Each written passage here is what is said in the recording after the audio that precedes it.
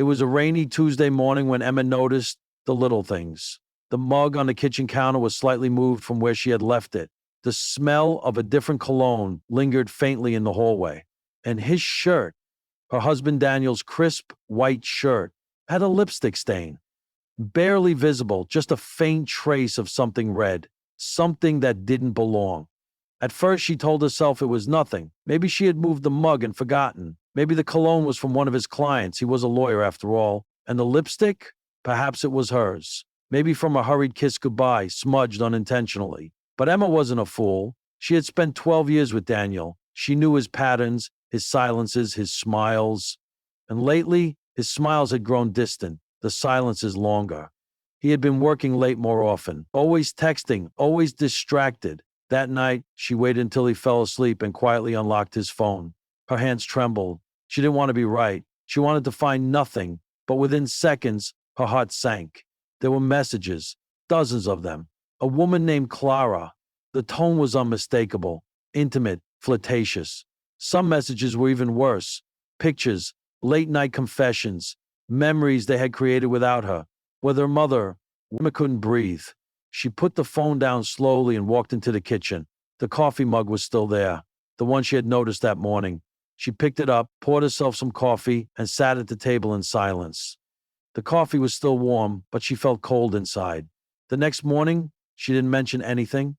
She smiled like she always did, kissed Daniel on the cheek, and asked if he wanted eggs or toast. He didn't notice the tremble in her voice, or the way her hands clenched when he looked at his phone during breakfast. For the next week, Emma became an actress. She laughed at the right moments, kept the house tidy, and cooked his favorite meals. But each night she cried silently when he turned away from her in bed. Her world had split in two, the one she showed him and the one where her heart was breaking. She told no one, not yet. Instead, she started writing letters to herself, letters she never intended to send. In them, she poured out her anger, her confusion, her hurt. How do you love someone who betrayed you? How long have you been lying to me? Was any of it ever real? A part of her still hoped it was a mistake, that maybe Clara was just a fantasy, a foolish distraction he would let go of. But days turned into weeks and Daniel became colder, more distant. One afternoon, Emma decided to follow him. She waited until he left for his so-called client meeting and took a cab. She watched from across the street as he entered a small hotel. Minutes later, a woman joined him, young, beautiful, laughing. Clara! Emma didn't cry. Not then. She just stood there, watching the man she had loved walk into a room with someone else. It was like watching a scene from someone else's life. She went home, took off her coat, and sat at the table, the same table where they had eaten countless meals, celebrated birthdays, planned their future. Now it felt like a stranger's kitchen.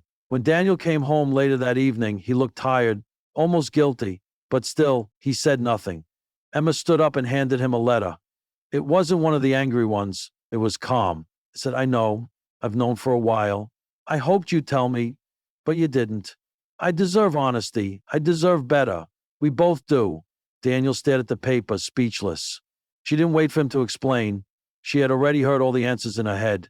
Excuses, apologies, regrets. But it was too late. The damage had been done. That night, Emma packed a small bag and left. She didn't slam the door or yell. She simply walked away. Infidelity doesn't always end with screaming or drama. Sometimes it ends quietly, with coffee that's still warm, with words unspoken, with hearts slowly drifting apart. Months later, Emma moved into a small apartment overlooking the river. She started painting again, something she had given up years ago. She met new people, laughed without forcing it, and felt sunlight on her face without sadness attached to it. Daniel tried to call, tried to explain, but she didn't pick up. She didn't need closure from him. She had already given it to herself. Some betrayals break you.